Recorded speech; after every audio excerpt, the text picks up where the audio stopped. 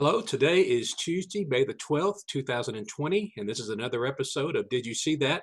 A daily program for my class who is reading the Bible through in a year chronologically. And today our passage was from Psalm 65 through 67 and Psalm 69 and 70. And before I talk about the section I would like to bring attention to today, many of you know that I am a person who enjoys watching things like Discovery Channel and National Geographic, things like that. I'm interested in the natural sciences as well as cosmology and all types of things of that nature. And so I love watching shows regarding space and space travel and all the NASA things that go on. So these are things that are very interesting to me. And one thing that really strikes me when I watch those who study space is those who have actually gone into space and also those who um, are exploring the different worlds, I guess you would say, out there in space or in our solar system.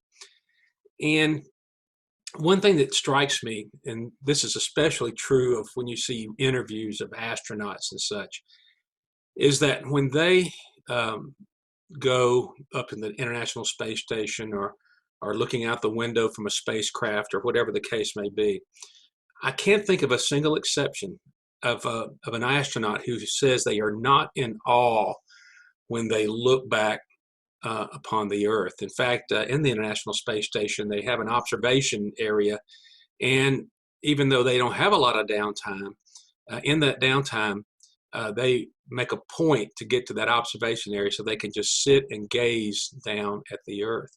And I remember even our the lunar missions that went to the moon, and some of the impressions that the astronauts got when they would look back at the Earth from the looking out toward the moon or into outer space or whatever, and they would just express the uniqueness of the Earth in comparison to all the rest of the then visible universe. And that is that it actually looked like life was there. In other words, it was unique among all the other observable worlds, though they may other worlds like Mars being red and such as that may have colors associated with it. There was just something that is unique when you look back upon the Earth and see the colors reflected from that particular body in the solar system, in the universe. And so that it just shouts out that there's something unique about it. And these Psalms that we read, and I'm going to specifically be looking at 65 through 67 now, and I'm going to be speaking in very general terms here, but these are songs of praise. And many of you are probably saying, I'm so glad we're finally getting to something like that, because these last several episodes I've been um, focusing on a theme of judgment. And even though in these Psalms the judgment of God is mentioned, it calls it his righteous judgment, he judges by righteousness, uh, the emphasis is on praise. It's actually, these Psalms are in a block of four Psalms, and are there to call the people to worship in communal song to God. So these are songs of praise. And what I like about these Psalms is looking at their emphasis on the providential aspect of God. Now, that's a word that we don't hear very often anymore, providence. Now, I enjoy reading classic literature, and I know that when I read a lot of classical literature, um, that the word providence is actually mentioned quite frequently. And this understanding of providence is that though things are occurring around people, they acknowledge that it is God doing his work among the people. In other words, he is providing, but he provides both good and bad. I mean, even God is not ashamed to declare that he brings about or allows about both instances. And even mentioned that to Moses when Moses was trying to explain why he was not the right choice to go to Egypt to speak to Pharaoh. God, even there in that particular discourse, says, "Am I not the one who creates the tongue and creates the ability to talk and not to talk, to hear and not to hear, to see and not to see?" I mean, he takes full authority over all the things that are occurring on the earth. And as the Westminster Confession would say, that all things, this is chapter 3 of that confession, that all things have been decreed before the foundation of the world by God, uh, without him being the author of sin, nor doing violence to the will of the creature, nor to second causes. And that's an important distinction in that particular chapter of the confession. And it's mirrored again in the Baptist Confession of Faith of 1689, same chapter in their confession. So let's be aware that all the things that occur on this earth are through the sovereign will and hand of God. And so that's, many of our ancestors understood this.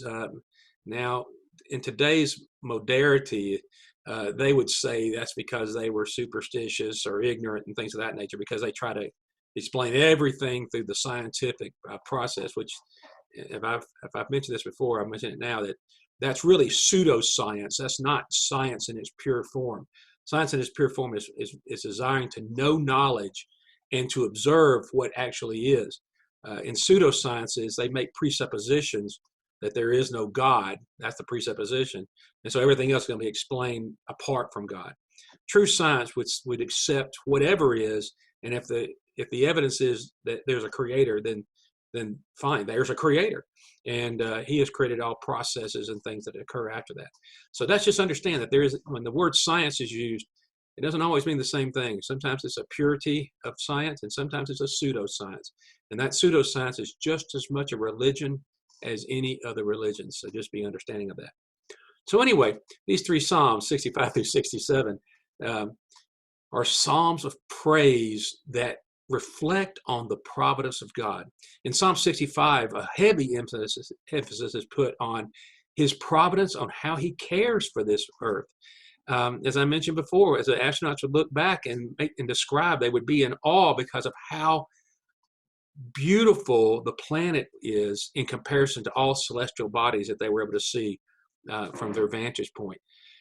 And Psalm 65 shows that God providentially is caring for this earth. He cares for it in the rains, in the sun that shines upon it, in bringing forth the crops, in making pasture for the cattle. It's just so many things that's described there in that psalm that talks about how God provides for this earth, and we should praise him for that. And as we enjoy the fruits of the earth that it brings forth by the hand of God, we praise him for that. So that's one aspect of this particular block of Psalms. In 66 and 67, it goes even further and talks about the providence in regards to the peoples of the earth. And in that aspect, he is caring for those that are his, as far as by faith, and those who do not profess a faith in God. But yet, with his common graces, he provides for both of them. Now, one thing about Psalm 66 that I would point out is that in that providence that God has for his people, those who profess him in faith and seek to know him and to love him and acknowledge that he is their God, in them, it acknowledges that that providence includes his discipline. It includes his purifying of them. And it describes it in 66 as that being a burden or a heavy burden on them. But it's a necessary burden. It is that burden that is conforming his people and shaping them into a loving and obedient people that is can serve God rightly and serve him with honor and would not displease him. Now, as you get later on, Now, I did not mention these particular Psalms, but in 69 and 70, we read those as well for today. But in there, there's one passage in there that the psalmist is saying, please do not let me dishonor you among the people.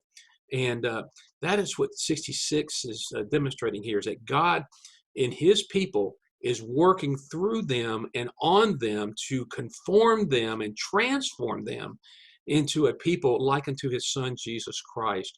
And that is not only pleasing to him, but it's a blessing to the earth as well. So that's 66. And then in 67, now 66 touches on this, but 67 is more emphatic about it.